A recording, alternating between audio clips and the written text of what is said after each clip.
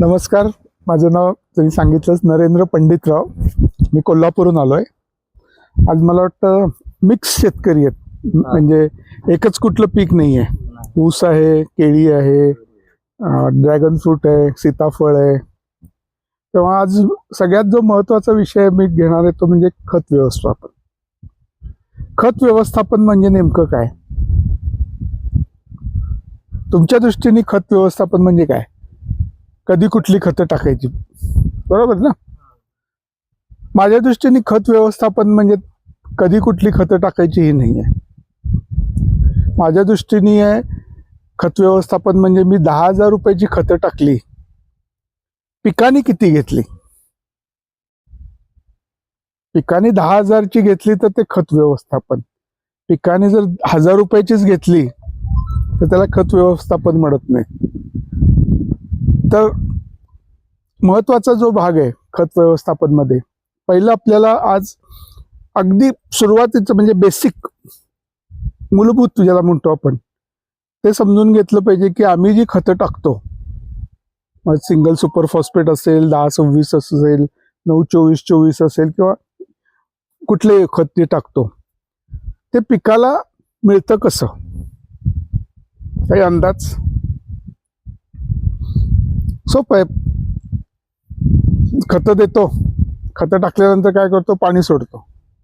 पाण्यात खत विरघळतं आणि मुळावाटे शोषलं जातं, बरोबर ना साहेब?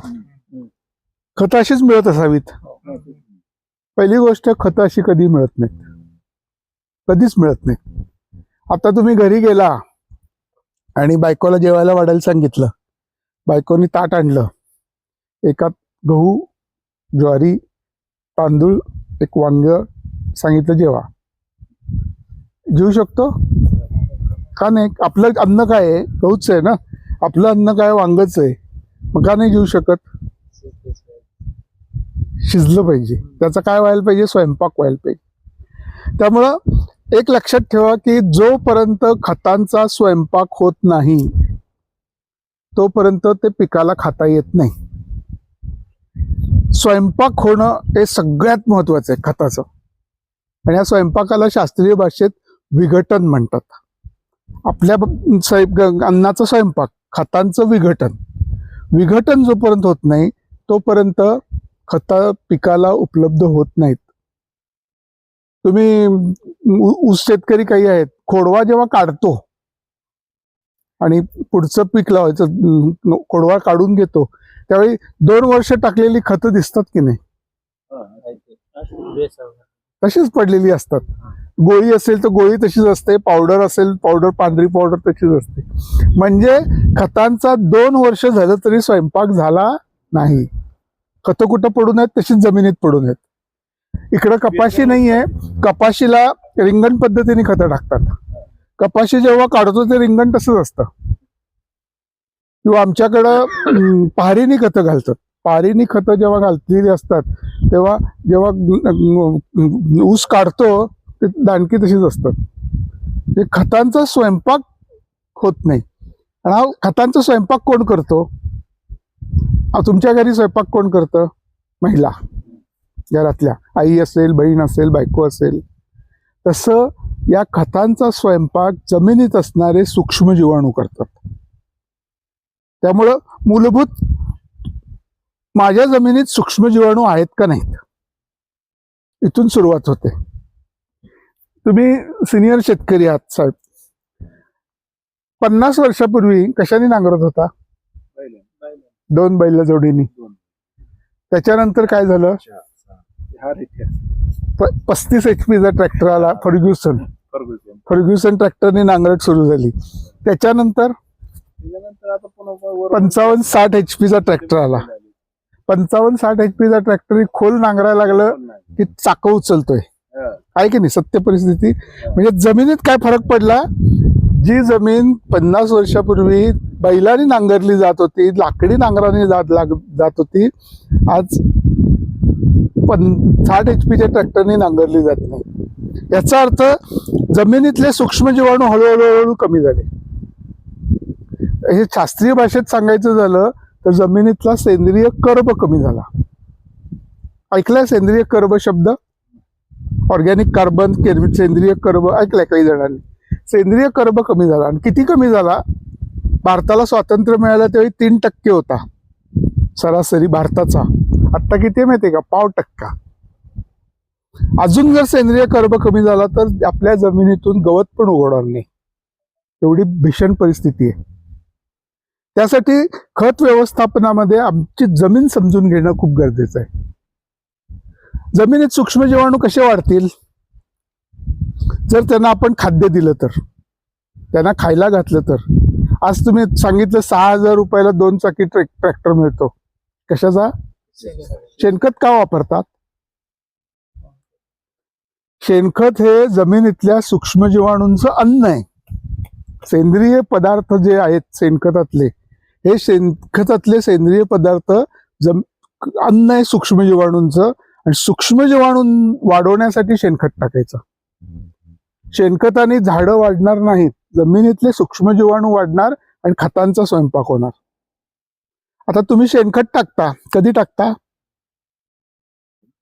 उन्हाळ्यात? मे महिन्यातच टाकता ना? असं पसरून टाकता. वर टेम्परेचर किती असतं? 43-44 डिग्री टेम्परेचरला आम्ही असं शेणखत पसरून टाकलं. त्यातला जो सेंद्रिय कर्ब आहे तो सगळा जळून जातो. फायदा काय झाला? काही नाही. बरं, शेणखत तुमच्या घरी तयार होतं का? कोणाच्या? सगळ्यांच्याच घरी तयार होतं ना? तर तुम्ही कसं तयार करता? उकिरड्यात. किती दिवस? वर्षभर, 6 महिने, वर्षभर, बरोबर ना? आता मला सांगा, 6 महिने उकिरड्यात टाकलेलं शेणखत जेव्हा बाहेर काढतो तेव्हा थंडगार पाहिजे ना? हे उष्ण का असतं? हा विचार का नाही पडला? गरम का? 1 वर्ष ठेवलेलं बाहेर काढल्यावर गरम का? ह्याचं कारण तुम्ही टाकता ते शेणखत नाही, ते अर्धवट कुजलेलं शेणखत, शेण अर्धवट कुजलेलं. ते टाकल्यानंतर 100% उमणी होणार, 100% तुमच्या बुरशी जमिनीत येणार, 100% आजार येणार. शेण आणि शेणखतातला फरक पहिले समजून घ्या. हे गरम का होतं माहिती? त्याला हवा लागते. हवा लागल्यानंतर त्याची कुजण्याची प्रक्रिया सुरू होते. कुजण्याची प्रक्रिया सुरू झाली की त्याच्यातून गरम होऊन हवा वाफायला लागतात. शेणखत हे चहाच्या पावडर सारखं पाहिजे. त्याला पहिल्या पावसाचा जो सुगंध असतो मातीचा तो येणं गरजेचं आहे. आणि त्याच्यात सेंद्रिय कर्ब 25%च्या वर पाहिजे. तुम्ही टाकता तर शेणखत जे आहे हे जर मी तपासायला प्रयोगशाळेत दिलं त्याचा सेंद्रिय कर्ब 5 किंवा 6% पण नसतो. तोही तुम्ही उन्हाळ्यात टाकून. त्यासाठी शेणखत आणि शेणातला फरक समजून घेणं गरजेचं आहे. तुम्ही जे गारीत किंवा उकिरड्यात शेणखत टाकता त्याला वर्षातून 2 ते 3 वेळा हलवायला लागतं. पूर्वी माणसं यायची, आमच्या आजोबांच्या काळात गार हलवायला माणसं यायची, आता येत नाहीत, तसंच पडून असतं. ते हलवणं खूप महत्वाचं आहे.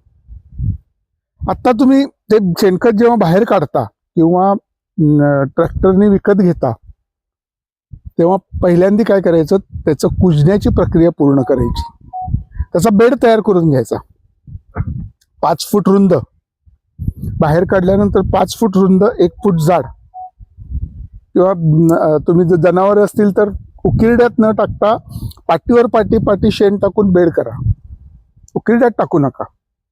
आणि लांबच्या लांब 5 फूट रुंदीचा जर जेव्हा बेड होतो त्याच्यावर शक्य असेल तर ड्रिपरची लाईन टाका. ड्रिपरची लाईन नसेल तर पाणी मारायचं आणि खोऱ्याने किंवा पॉवर टिलरने ते हलवायचं. असं किती वेळा करायचं? 3 ते 4 वेळा. तुम्ही पाणी मारून ते हलवलं की नाही की त्याच्यातून वाफायला सुरुवात होते. साधारण 3 आठवड्यानंतर त्याचा रंग बदलायला लागतो. त्याचा जो घाणेरडा वास असतो तो वास जायला लागतो. जे हिरवट असतं ते काळं होतं. त्याला पहिल्याच पावसाचा सुगंध येतो. पहिल्या पावसाचा सुगंध आला म्हणलं समजायचं की आपलं शेणखत तयार झालं. हे चाळून घ्यायचं, त्यातला काडी कचरा काढायचा आणि चहाच्या पावडर सारखं जे प्युअर शेणखत आहे ते शेणखत सरीमध्ये किंवा बेडमध्ये झाडाच्या मुळाशी टाकायचं. उन्हाळ्यात नाही, जेव्हा आपण झाडं लावणार आहेत किंवा तुमची रोपं लावणार आहे किंवा शेणखताचा डोस देणार आहे तेव्हा झाडाच्या मुळाशी टाकायचं. का तर झाडाच्या मुळाशी सूक्ष्म जीवाणूंची संख्या जर वाढवली तर आम्ही जे खत टाकतो ते खत पिकाला उपलब्ध होतं. तर शेणखत आणि शेणातला फरक समजून घ्या. शेणखत तुम्ही वापरताय, मान्य आहे मला, खर्च एवढा करताय, पण ते कुजलेलं असणं गरजेचं आहे. तुम्ही जी ट्रॉली घेता ती कुजलेली नसते, त्याला घाण वास मारत असतो. हा वास येता कामा नये.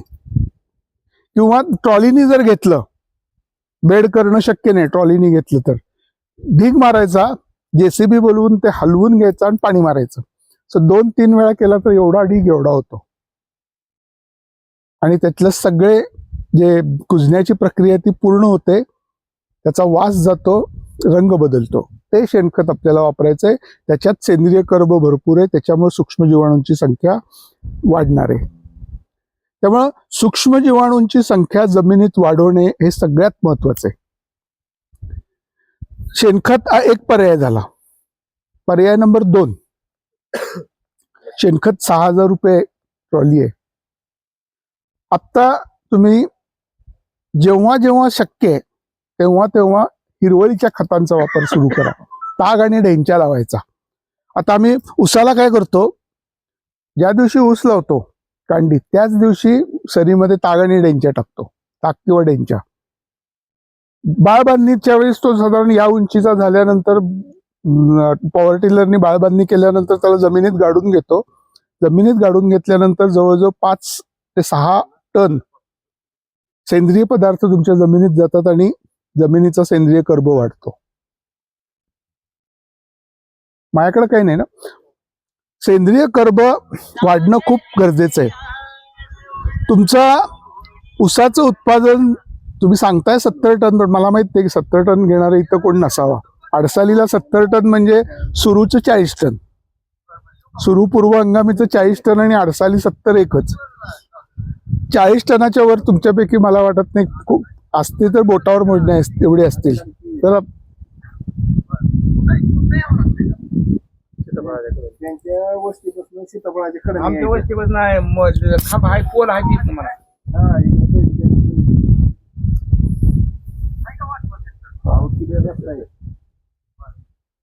सीताफळाच्या कडे या, सीताफळाच्या कडे या.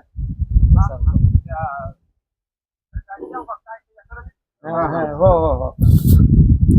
तर 40 टन जर तुम्ही घेत असाल, तुम्हाला जर ऊसाचं उत्पादन वाढवायचं असेल तर तुमचा जमिनीतला सेंद्रिय कर्ब वाढल्याशिवाय उत्पादन वाढणार नाही. तुमचा जर पाव असेल, तुम्ही काहीही खतं टाका, सोनं टाका, 25 टनाच्या वर येणार नाही. तुमचा जर अर्धा असेल सेंद्रिय कर्ब, कितीही खतं टाका, 50 टनाच्या वर जाणार नाही. उत्पादन वाढवायचं असेल कुठलंही असू दे, मग केळीचं असू दे, तुमची रास मला वाटतं ही 25ची पडेल. 25च्या राशीला फार काही, रास म्हणजे वजन, एका घडाचं वजन म्हणजे रास. 25च्या राशीला काही फार पैसे मिळत नाहीत जोपर्यंत 30च्या पुढे जात नाही. एकरी कमीत कमी 45 टन जर उत्पादन केळीचं मिळालं तर चांगले पैसे मिळतात. यासाठी खत व्यवस्थापन खूप महत्वाचं आहे. तर खत व्यवस्थापन मध्ये एक गोष्ट तुम्ही समजून घेतली की जोपर्यंत जमिनीत सूक्ष्म जीवाणूंची संख्या वाढत नाही तोपर्यंत आमची पिकं उचलली जात नाहीत. दुसरी एक आम्ही खूप छान पद्धत वापरतो, अशी ताडपत्री अंतरतो, त्याच्यावर खत पसरून घेतो ना, बरोबर आहे ना. 10-26-26 DAP, सिंगल सुपर फॉस्फेट, मायक्रोन्यूट्रिएंट्स वापरता का? झिंक, फेरस, बोरॉन सगळे वापरता ना, ते पण त्याच्यातच टाकता ना. आणि कालवा करतो आणि 2दा कालवतो, 3दा कालवतो आणि खत देतो. खत कशी देऊ नयेत ना याचे उदाहरण आहे. पहिली गोष्ट लक्षात ठेवा, याच्या पुढं कानाला खडा लावून मायक्रोन्यूट्रिएंट्स आणि NPK खतं एकत्र कधीही द्यायची नसतात. जर तुम्ही फॉस्फेट म्हणजे 10-26-26, 9-24-24 DAP सिंगल सुपर फॉस्फेट आणि झिंक फेरस बोरॉन एकत्र दिलं, टाकलं, पाणी दिलं, रासायनिक प्रक्रिया होते आणि झिंक फॉस्फेट नावाचं उंदीर मारायचं औषध तयार होतं जमिनीत. त्यामुळं खर्च होतोच, झिंक फेरस बोरॉनचा खर्च होतोच. पण आमच्या पपईला व्हायरस आहे, केळीला कमतरता आहे का? खतं तर टाकली आहेत, मिळालीत कुठं पिकाला? ती जमिनीत उंदराचं औषध होऊन पडली आहेत. त्यामुळं मायक्रोन्युट्रियंट आणि NPK याच्यामध्ये कमीत कमी 3 आठवड्याचं अंतर असलं पाहिजे. मायक्रोन्युट्रियंट आणि NPK खतं कधीही एकत्र द्यायची नसतात. आता महत्वाचा मुद्दा कुठला आहे? फॉस्फरसचं विघटन कसं होतं? फॉस्फरस हा घटक सगळ्यात मोठा आहे, महत्वाचा आहे. त्याच्यामुळं मुळांची वाढ होते. दुसरी गोष्ट, केळीचा साईज वाढतो किंवा फळांचं जे वजन आहे, सीताफळ असेल किंवा डाळिंब, याचं वजन वाढण्यासाठी कोणता घटक लागतो? तो फॉस्फरस. फॉस्फरससाठी आम्ही काय टाकतो? 10-26-26 मधला 26 किंवा DAP किंवा 9-24-24 सारखी खतं वापरतो. ट्रिपल सिंगल्स फॉस्फेट वापरत असतो. फॉस्फरसचं विघटन कसं होतं हे खूप महत्वाचं आहे. थोडं टेक्निकल आहे, मी अगदी सोप्या भाषेत सांगतो. आज जर तुम्ही DAP टाकलं, त्याचा स्वयंपाक किती दिवसांनी होतो? दुसऱ्या दिवशी नाही होत, 28 दिवसांनी होतो. आज टाकलेल्याचा स्वयंपाक 28 दिवसांनी होतो. 28 दिवसांनी स्वयंपाक झाला. तुमच्या गावामध्ये समजा एक 100 जण माणसं आहेत, त्यातले माळकरी 14 जण आहेत आणि बाकीचे 96 जण गुत्त्यात जाणार आहेत, असं पण गृहीत धरू. आमच्या जमिनीत सध्या काय झाले माहिती? 100 जर कण असतील, त्यातले 96 आहेत क्षाराचे आणि ऑर्गॅनिक कार्बन किंवा ह्युमस ज्याला म्हणतात त्याचे कण आहेत 4 किंवा 5. प्रमाण एवढं कमी आहे वारकऱ्यांचं. जेव्हा स्फुरद विघटन होतो, तो चिकटतो कोणाला? त्याला संगत मिळते त्या 96 लोकांची. त्या 96 लोकांची संगत मिळाली की तो कायम तसाच तिथं चिटकून पडून राहतो.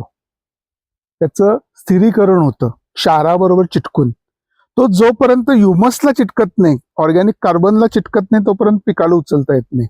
ऑर्गॅनिक कार्बनला चिकटला म्हणजे त्याचं सेंद्रिय ऍसिड्स मध्ये रूपांतर झालं आणि तो पिकाला मिळतो. आत्ता जर तुम्ही 1000 रुपयाचा फॉस्फरस टाकत असाल, पिकाला किती मिळतो? फक्त 150 रुपयाचा, 10 ते 15%. त्याच्यानंतरचं महत्वाचं खत म्हणजे पोटॅश. पोटॅशसाठी काय वापरता?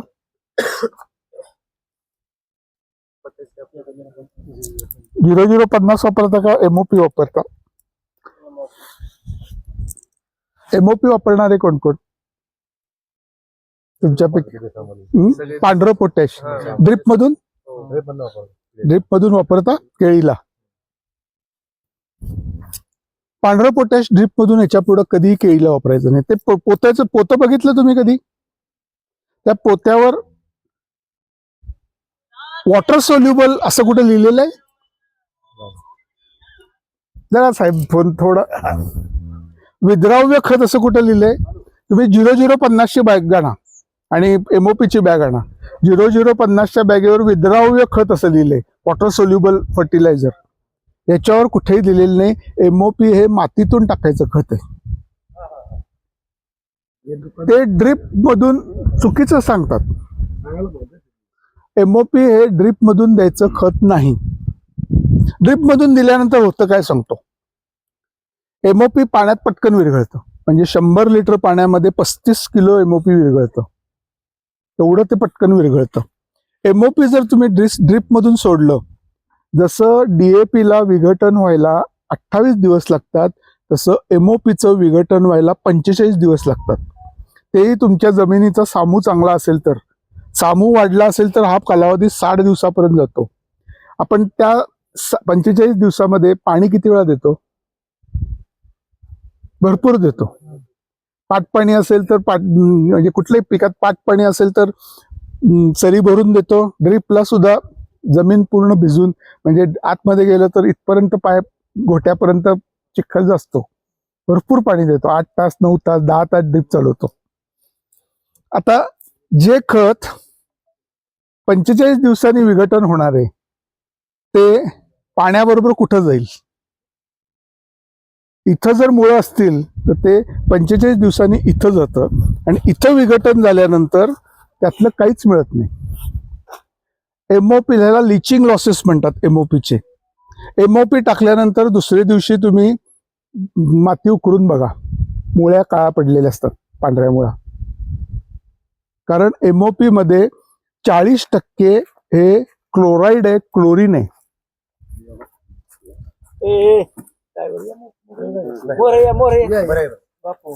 एमओपी मध्ये 40% क्लोरीन आहे. द्राक्षाला जर एमओपी ड्रीप मधून सोडलं तर दुसऱ्या दिवशी द्राक्ष तडकतात, त्याला भेगा पडतात. कारण ते विष त्या द्राक्षाला दिसतं, द्राक्षावर दिसतं, केळीत दिसत नाही. केळीत बघायचं झालं तर ड्रिपच्या खालच्या पांढऱ्या मुळ्या काळ्या होतात की नाही बघा, एमओपी सोडल्यानंतर दुसऱ्या दिवशी. एमओपी हे खत ड्रिप मधून सोडायचे नाही, ते मातीतून द्यायचं खत आहे. आणि त्याचे लिचिंग लॉसेस जवळजवळ 93% म्हणजे 7% फक्त पिकाला उपलब्ध होतं. तुम्हाला समजा केळीला किंवा कुठल्याही पिकाला 1000 रुपयाचं एमओपी टाकायचं असेल, 1000 रुपयाच्या एमओपीच्या ऐवजी 1000 रुपयाचं 0050 टाका. 0050 हे पाण्यात विरघळून पटकन उपलब्ध होणारं खत आहे. तुम्हाला एक किस्सा सांगतो. जळगावला मी गेलो होतो. एक मोठा शेतकरी, मोठा म्हणजे त्याची 1.5 लाख खोडं होती. जळगावला एका झाडाला खोड म्हणतात. 1.5 लाख केळीची खोडं होती. मला बरेच दिवस तो भेटत नव्हता. तर का? तर त्याचं म्हणणं की मी एवढ्या मोठ्या प्रमाणात शेणखत टाकतो की मला सेंद्रियवाल्यांशी बोलायचंच नाहीये. मग त्याच्या शेवटी मला त्याची अपॉइंटमेंट मिळाली, त्यांना भेटायला गेलो. ते म्हणाले तुमचं ऐकून घेतो मी, पण मला काय तुमचं वापरायचं नाहीये, कारण मी जवळजवळ एकरी 6 ट्रॉल्या शेणखत दरवर्षी टाकतो, एवढा खर्च करतो शेणखतावर. तेवढ्यात त्यांचा मुलगा आला. मुलगा म्हणाला आत्ताच आमचं पाणी माती परीक्षण केलंय, जरा चेक करून घ्या. म्हणून त्यांनी माती परीक्षणाचा कागद दिला. माती परीक्षणाचा कागद दिल्यानंतर त्यात मी बघितलं एवढं शेणखत टाकणारा म्हणल्यानंतर त्याचा सेंद्रिय कर्ब मग 1.5च्या वर तर नक्की पाहिजे. बघितला तर 0.22. त्यांना म्हटलं तुम्ही एकतर शेणखत टाकताय हे खोटं बोलताय किंवा हा रिपोर्ट खोटा आहे. तर नाही म्हणे, मी दरवर्षी टाकतो, मला तुम्हाला खतावणी दाखवतो माझी किती रुपयाचं शेणखत विकत घेतो. म्हटलं रिपोर्ट खोटा असेल. तर नाही म्हणे, आरसीएफने काढलाय, तो खोटा असणार नाही. तेवढ्यात ते बोलून गेले की मी 9 महिन्यात 19 गोण्या एमओपी सोडतो ड्रीप मधून. 50 किलोची पोती ड्रीप मधून 9 महिन्याच्या 10 महिन्याच्या कालावधीत सोडतो. म्हणजे इथून ते अमृत देत आहेत शेणखत, आणि अमृताला मारण्यासाठी एमओपी क्लोराईड. त्या दोघांचं येऊन जमिनीची वाट लागली. शेणखताचा उपयोग 0.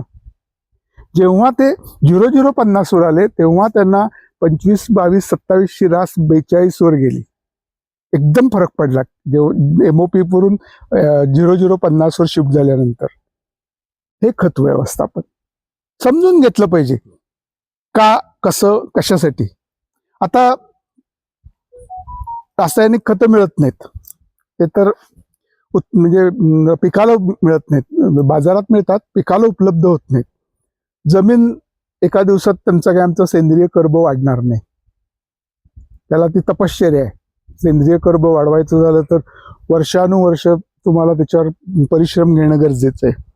मग आता प्रॉब्लेम आहे, त्याच्यावर उत्तर काय, सोल्युशन काय? त्याच्यावर आम्ही सोल्युशन शोधून काढलं की रासायनिक खतं फक्त खतं टाकायची नाहीत, त्याची भट्टी लावायची आणि मग खतं द्यायची. तर भट्टी लावायची म्हणजे काय? खतांचा स्वयंपाक जमिनीत होत नाही. का? तर आमच्या जमिनीत सेंद्रिय कर्ब नाही, सूक्ष्म जीवाणूंची संख्या कमी, हा स्वयंपाक बाहेर करून घ्यायचा. भट्टी लावणे म्हणजे काय, स्वयंपाक बाहेर करायचा. स्वयंपाक पूर्ण झाला की फास्टफूड सारखं रेडीमेड फूड पिकाला द्यायचं. आता भट्टी लावायची म्हणजे नेमकं काय करायचं, तर मला 10, 26, 2601 गोणी टाकायची. आत्ता जर मी टाकली तर त्यातला फॉस्फरसही मिळत नाही, पोटॅशियम मिळत नाही. 1800 रुपयाची गोणी आहे ना, त्यातली फक्त 200 रुपयाची झाडाला खतं मिळत आहेत.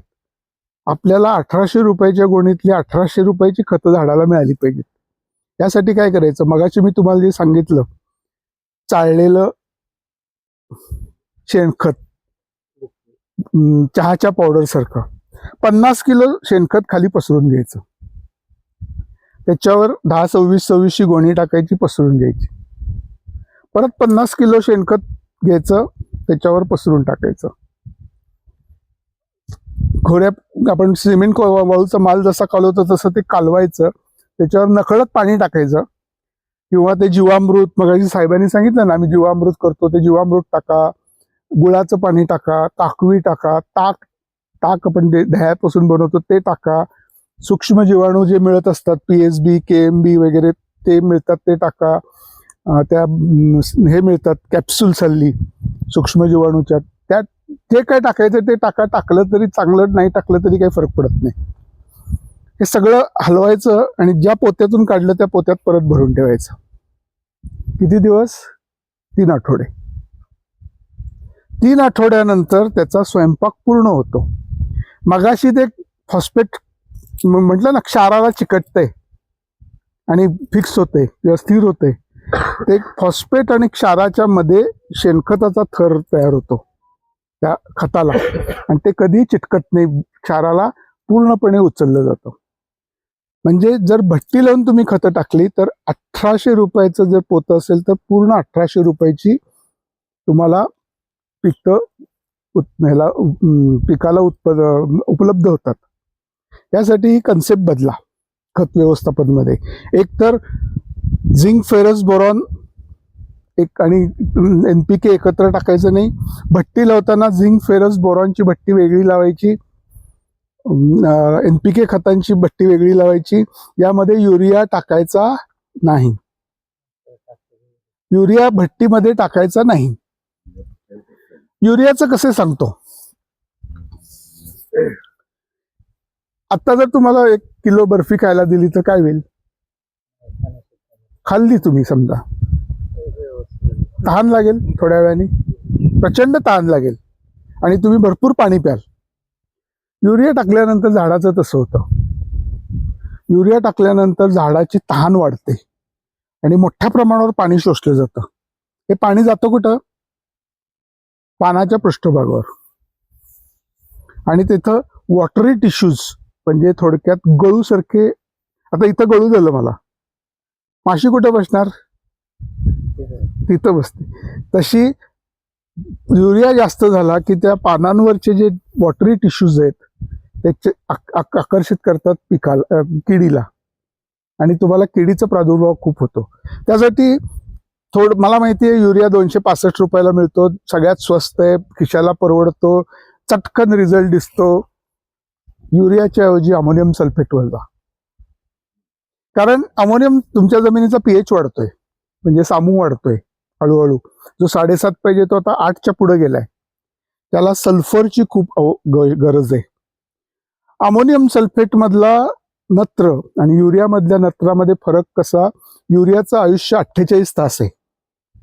आज टाकलेला युरिया फक्त 48 तास उपलब्ध होतो. 48 तासानंतर त्यातलं काही मिळत नाही. निम्मा हवेतून उडून जातो, निम्मा पाण्याबरोबर निघून जातो. अमोनियम सल्फेटचं तसं नाही, जसं पिकाला पाहिजे तसं ते नत्र उचलतं. आता ही 2 झाडं आहेत समजा केळीची, एकाला युरिया टाकला आणि एकाला अमोनियम सल्फेट टाकलं, काळोखी दोघांना येणार. युरियाची काळोखी पोपटी असते, अमोनियम सल्फेटची काळोखी गर्द हिरवी असते. गर्द हिरवी आपल्याला असणं खूप महत्वाचं आहे. त्यासाठी खत नियोजन करताना एक तर तुम्ही भट्टीत लावूनच खतं दिली पाहिजेत. भट्टी लावताना तुमच्याकडे समजा शेणखत नाहीये, असं चाळलेलं ते कोण खुटाळा करणार? ते बेड लावा, ते हलवा, कुजवा, ते चाळा. पवार साहेबांकडं शेणखताला पर्याय म्हणजे तुमचं आता जी 6,000 रुपयाची ट्रॉली आहे ना, त्याच्याऐवजी तुम्ही 3,000 रुपयाची जरी वापरली तरी ती त्याच्यापेक्षा चांगली होतील असं NPK बुस्टर नावाचं खत आहे. पवार साहेबांकडे उपलब्ध आहे NPK बुस्टर. शेणखताला पर्याय, त्याच्यात NPK नाही पण ऑर्गॅनिक कार्बन आहे. आणि भट्टी तयार आम्ही लावलेली आहे. कारण आम्हाला सवय काय झाली आहे, ट्रॉली घेऊन दुकानात जायचं, खतं भरायची आणि आणून टाकायची. ते भट्टी लावणे, 21 दिवस थांबणे हे शक्य नाही हो ना. शक्य करा माझं म्हणणं आहे, पण शक्य नाही मलाही माहिती आहे. म्हणून आम्ही भट्टी तयार आम्ही लावलेली. Phosphorus, potash, zinc, ferrous, boron, सर्व बॅक्टेरिया याची एकत्र भट्टी लावून भट्टी स्पेशल नावाचं खत डेव्हलप केलेलं आहे, जे पवार साहेबांकडे आहे. जे वापरल्यानंतर इतर कुठलंही रासायनिक खत, शेणखत सुद्धा वापरायची गरज नाही. आता इथं ड्रॅगन फ्रूट आहे. ड्रॅगन फ्रूटला ड्रिपला 2 साईड असतात.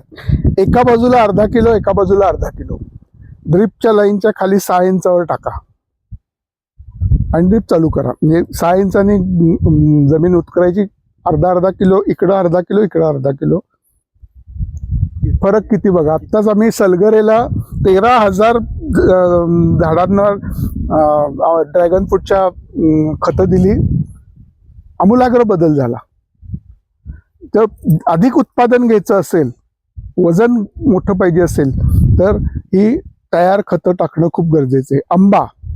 आंब्याला सुद्धा याचप्रमाणे समजा 3 वर्षाचं झाड असेल तर 3 किलो, 10 वर्षाचं झाड असेल तर 10 किलो, 1 वर्षाचं झाड असेल तर 1 किलो. ड्रिपच्या या बाजूला अर्धी. तसंच तुमच्या ह्याला सीताफळाला ड्रिपच्या या बाजूला 2 ते 3 किलो झाडाच्या वयानुसार टाकून बघा, फळांचा साईज वाढतो.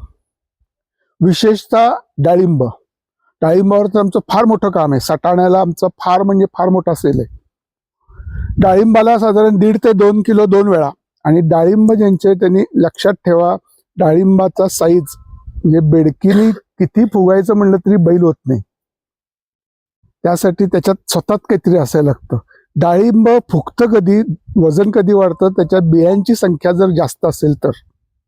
आणि बियांची संख्या तयार होते काडीमध्ये. तर हार्वेस्टिंगच्या आधी 15 दिवस ते 3 आठवडे डाळिंबाला 1.5 ते 2 किलो वृंदावन भट्टी स्पेशलचा डोस द्या. करताना निम्म्या प्लॉटला करा, पूर्ण प्लॉटला करू नका. कारण फरक जो आहे तो तुम्हाला दिसला पाहिजे. मी सांगितलं म्हणून तुम्ही ऐकलं असं नाही.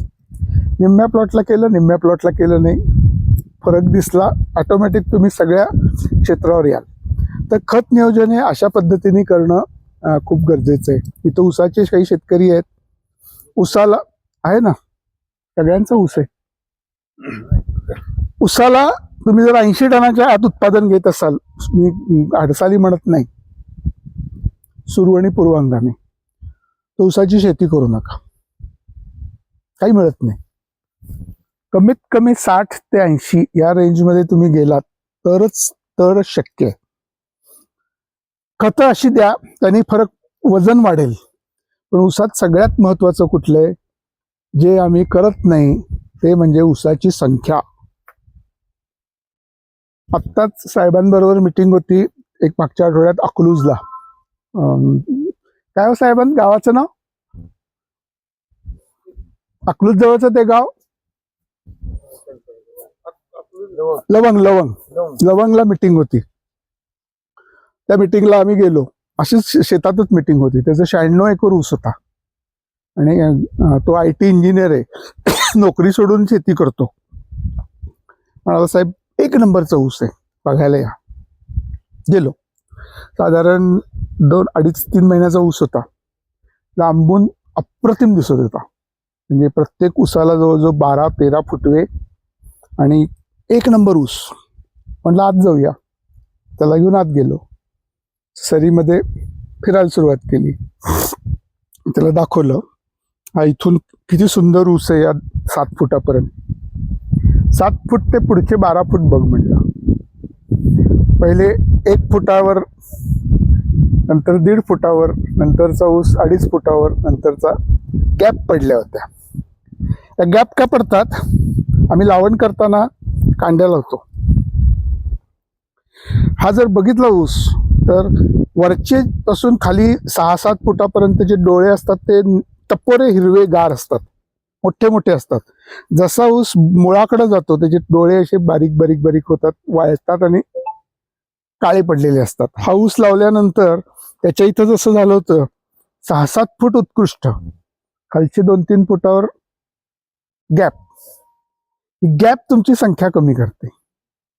यासाठी काय करायचं, बियाणं एक तर 10 महिन्याचं पाहिजे, ते मिळत नाही मला माहिती आहे. म्हणजे तुम्हाला सांगून काय उपयोग नाही. 10 महिन्याचं बियाणं 12-13 महिन्याचं बियाणं मिळाल्यानंतर खालचा 2-3 फुटाचा ऊस तोडायचा आणि जनावरांना खायला घालायचा.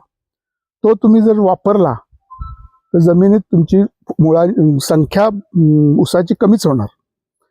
ऊसाचं साधारण गणित इतकं सोपं आहे, 1 गुंठ्यामध्ये 1000. 1 गुंठ्यात 1000 ऊसाची जर संख्या मेंटेन केली तर एका ऊसाचं वजन 2 किलो सरासरी जर घेतलं तर 80 टनाला आम्ही पोचतो, म्हणजे गुंठ्याला 2 टन. आत्ता ऊस तुटल्यानंतर जाऊन बघून या. काय करा, जाताना एक लाईन दोरी, टेप आणि 4 खुट्ट्या घेऊन जा, स्वतःची खात्री करायला. 33 फुटावर 4 खुट्ट्या लावायच्या, लाईन दोरी बांधायची. 33 फूट म्हणजे काय, 1 गुंठा. आणि तुटलेल्या ऊसांची संख्या मोजा. 500 ते 550च्या वर नसणार. इथं सांगून न बघता सांगतो, ही संख्या 1000 वर न्यायची आहे. यासाठी एकतर रोपावर या. रोपावर येणं शक्य नसेल, कांडीच लावायची असेल, 6 सऱ्या लावण केल्यानंतर 7व्या सरीला बोधावर 1 डोळ्यांची लागण करा. परत 6 सऱ्या सोडायच्या, 7व्या सरीला बोधावर 1 डोळ्यांची लागण करा. बोधावर 1 डोळ्यांची लागण का, तर जिथं जिथं गॅप्स आहेत, ऊस उगवल्यानंतर बोधावरचा ऊस मुळासकट काढता येतो, सरीतला काढता येत नाही. हात घातला खाली की माती सकट निघतो. ही जिथं जिथं गॅप आहे तिथं तिथं लावून घ्यायचे. आम्ही आत्ता मागच्या आठवड्यात कुठल्या तळेगाव नावाच्या गावी यांच्या पाहुण्यांकडे गेलो होतो. नाही, तेलगावला गेलो होतो. मोठं क्षेत्र आहे, 200 एकर क्षेत्र आहे. बघायला गेलो, त्यांना इतक्या गॅप दाखवल्या. ऊस जस्ट उगवून आला होता, उगवून मला वाटतं एक 10-15 दिवस झाले असतील. 5-5, 6-6 फुटाच्या गॅप्स. ते म्हणाले आमचा 30 टन येत होता, आम्ही आता कष्ट करायला लागलो, तरुण पिढी तर 40 टनावर गेलो. मी म्हटलं हा ऊस तुम्ही काहीही घाला त्यात 40 टनाच्या वर जाणार नाही. त्यांना ताबडतोब रोपं आणायला लावली, आणि जिथं जिथं गॅप आहे तिथं भरली. 1 एकराला 2-2 हजार रोपं लागली, इतक्या गॅप्स होत्या. या गॅप तुमचं उत्पादन फक्त 3 महिने बघायचे ऊसाकडं, फक्त 3 महिने. 3 महिन्यात जर तुम्ही हे केलं चाललं की आपल्या ऊसामध्ये एकही गॅप असणार नाही, तुमचं ऊसाचं वजन 1.5 किलोचं 2 किलो आमच्या भट्टी स्पेशलनी होईल. पण भट्टी स्पेशलनी गॅप नाही वाढणार, कमी होणार. गॅप तुमच्या हातात आहेत. त्यामुळे मला नेहमी शेतकरी विचारतात, साहेब तुमचं खत वापरल्यानंतर आम्हाला किती उत्पन्न मिळेल? मी म्हणतो तुम्ही संख्या द्या, मी तुम्हाला वजन देतो. वजन वाढवायचं काम माझ्याकडं, संख्या वाढवायचं काम माझ्याकडं नाही. त्यामुळे ऊसामध्ये फक्त ऊसाची संख्या जर तुम्ही 40,000 एकरी मेंटेन करू शकला तर तुम्ही डोळे झाकून 80 टनाला पोचाल. तुमच्याकडं लँड होल्डिंग खूप जास्त आहे, 15 एकर 10 एकर असं आहे. 1 एकर 10 एकर असेल तर 1 एकरावर ट्रायल घ्या, 7 फुटाची सरी करा. 7 फुटाच्या सरीत 1.5-2 फुटावर रोपं लावा. एका साधारण 3-3.5 हजार रोपं बसतात. 3000 7 फुटाची सरी आणि 2 फुटावर केली तर 3000 रोपांना, प्रत्येक रोपाला जर तुम्ही 12 फुटवे ठेवले, तुम्ही 40,000 संख्या मेंटेन करतात. 7 फूट सरी ठेवल्यानंतर त्या ऊसाचं वजन 2.5 पावणे 3 किलोपर्यंत वाढतं. तुम्ही 1,200 टनापर्यंत पोहोचू शकता 60 फुटाची सरी ठेवून. पहिले 6 महिने तुम्हाला शिव्या घालतील लोक, डोकं फिरलंय, कुणाचं ऐकलंय, काय केलंयस, सगळा ऊस म्हणजे विरळ दिसेल. काही हरकत नाही. 6 महिन्यानंतर विचारायचं आता बोला. त्यामुळं ऊसामध्ये या संख्या नियोजन खूप महत्वाचं आहे, तितकंच खताचं महत्व खूप जास्त आहे. केळीमध्ये 2-3 गोष्टी खूप महत्वाच्या आहेत. एक तर केळी सरीत लावू नका, मोठा बेड करून बेडवरच लावा. याचं कारण बेडवर का आणि सरीत का नको. तुम्ही बघितलं बांधावर उगवलेली झाडं मोठी होतात, शेतात असतात त्याच्यापेक्षा बांधावरची झाडं मोठी असतात. काय कारण बेडमध्ये सूक्ष्म जीवाणूंची संख्या जास्त असते. सरीत आणि बेडमध्ये फरक काय तर बेडमध्ये सूक्ष्म जीवाणूंची संख्या जास्त असते. त्यामुळं ऊस केळी लावताना बेडवर लावा. दोन्ही बाजूला ड्रीप आवश्यक आहे. एक बाजूला ड्रीप असेल तर केळ एका साईडला कलतं किंवा एकाच बाजूने त्याला अन्नद्रव्य मिळतं, केळाची वाढ होत नाही, केळी पडतात कल्ल्यामुळं. वादळ वगैरे आलं तर केळी पडतात. तर हे महत्वाची बाब ठेवा. मी तुम्हाला केळीचं हे देणार आहे. त्यात 2-3 गोष्टी महत्वाच्या म्हणजे 3 महिन्यापासून 7 महिन्यापर्यंत हजारी 25 किलो कॅल्शियम नायट्रेट गेलंच पाहिजे केळीत. 3 महिन्यापासून 7 महिन्यापर्यंत या काळामध्ये जर तुम्ही कॅल्शियम नायट्रेट 25 किलो दिलं तर केळाच्या पानांची रुंदी वाढते आणि तुमचं वजन वाढतं. तुमचं खोड सुद्धा असं एवढं मोठं होतं, उंची वाढते. त्यामुळे कॅल्शियम नायट्रेट केळीमध्ये फार महत्वाचं आहे. 25 किलो जाणं हजारी. अजून एक पद्धत अशी आहे की खोडवा ठेवायचा असतो. फिलिपिन्स पद्धत म्हणतात. हे मी फिलिपिन्समध्ये शिकलो. इथं 5 वर्षात 9 वेळा पीक घेतात केळीचं. 5 वर्षात 9 वेळा. त्यांची पद्धत कशी असते, साधारण 4 महिन्याची केळी झाली, 5 महिन्याची केळी झाली, त्यातलं एक चांगलं पिल्लू निवडायचं आणि त्या पिल्लाला वेगळी खतं द्यायची. बाकीची पिल्लं काढून टाकायची. पिल्लं येऊ नये म्हणून अगदी सोपा उपाय सांगतो. त्याचं हे काढायचं, त्याला असं भोग पाडायचं कापल्यानंतर आणि त्याच्यात 2 थेंब डिझेल टाकायचं किंवा केरोसिन टाकायचं. ते उगवून येत नाही. म्हणजे आपल्याला केळीला फार त्रास असतो पिल्लं कापत राहायचा. तर भोग पाडायचं दाबडानी किंवा खेळ्यानी आणि 2 हे टाकलं की केळीचे पिल्लं उगवून येत नाही. जे चांगलं आहे ते वाढवायचं. जेव्हा तुमचं हार्वेस्टिंग होतं तेव्हा ते पिल्लू 6 महिन्याचं झालेलं असतं. हार्वेस्टिंग झाल्यानंतर पुढच्या महिन्यात त्याला हे सुरुवात होतं, फुल म्हणजे फुल बाहेर यायला सुरुवात होते. काय म्हणतात तुम्ही? आम्ही नेसोणं म्हणतो आमच्याकडं. केळी निस्वाड सुरू झाली. तर हे हार्वेस्टिंग झाल्यानंतर निस्वाड सुरू होते आणि दर 4 ते 5 महिन्यांनी तुम्हाला केळीचं उत्पन्न मिळतं. अशा पद्धतीने फिलिपाईन्स टेक्नॉलॉजी आहे. सगळी नाही, 1000ला ट्राय करायला काय हरकत आहे. शेवटी आपण प्रयोग करूनच शिकणार आहे ना. 1000ला ट्राय करा की अशा पद्धतीने खोडवा निडवा ठेवून केळीमध्ये सुद्धा किती उत्पादन वाढवू शकतो. तर आपल्याला ह्याच्या पुढं खत व्यवस्थापन करताना आम्ही दिलेली खतं पिकाला मिळतात का नाही एवढंच लक्ष ठेवायचं. मी 10,000ची वापरली का 5,000ची वापरली माहित नाही, जी वापरली ती मिळाली का. आणि त्याच्यासाठी भट्टी लावून द्या किंवा भट्टी स्पेशल मधून खतं द्या. डोस साहेब तुम्हाला सांगतीलच. उसावरही खूप फरक पडतो. शेणखत पण वापरायची गरज नाही, खर्च कमी होतो. फक्त निम्म्याला वापरा, पूर्ण क्षेत्राला वापरू नका. तर अशा पद्धतीने तुम्ही खत व्यवस्थापन केलं तर सर्व ह्याच्यात उत्पादन वाढीला खूप मोठा स्कोप आहे. ऊसात आजपासून लक्षात ठेवा की 80 टनाच्या वर मी जाणार, 65 जाणार नाही. आणि एक गोष्ट सांगायची राहिली जमिनीच्या बाबतीत. एक प्रयोग म्हणजे आपण जेव्हा जमीन तयार करतो, मग केळीसाठी असू दे किंवा ऊसासाठी असू दे, नांगरट करायच्या आधी 15 दिवस ते 10 ते 15 दिवस सबसॉयलरचा वापर करा. सबसॉयलरला एकच दांडी असते आणि साधारण 3 ते 5 फूट खोल असते. त्याला 60 HP चा ट्रॅक्टर लागतो. उभा आडवा 5-5 फुटावर सबसॉयलर मारला की एकच अशी लाईन तयार होते. तो 5 फूट ते 3 फूट जमीन चिरतो, फाडून काढतो.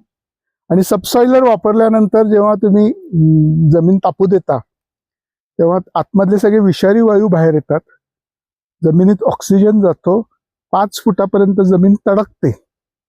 आत्ता तुम्ही 9 इंचाच्या खाली खोल टिकाव मारायला गेला तर टिकाव जात नाही, एवढी कडक झालेली आहे जमीन. सबसॉइलरनी 5 फुटापर्यंत जमीन भुसभुशीत होते. म्हणजे सबसॉइलरला आम्ही आधुनिक गांडूळ म्हणतो. आता तुमच्या शेतात एकही गांडूळ नाहीये, पूर्वी खूप असायची, त्यावेळी ती 10-10 फूट खोल जायची. सबसॉइलर सुद्धा तसाच आहे, 5 फूट तो जमीन भुसभुशीत करतो. सबसॉइलर वापरल्यानंतर तुमचं उत्पादन जवळजवळ 20% वाढतं. म्हणजे काही नाही केलं, आमची खतं नाही वापरली, काही फरक नाही केला, फक्त सबसॉइलर वापरला, 10 ते 15 टनांनी ऊसाचं उत्पादन किंवा केळीचं वजन वाढतं. आमच्या भागात लय शेण. वापरायला सुरुवात केली पाहिजे ना, पण कुठेतरी चालू केलं पाहिजे.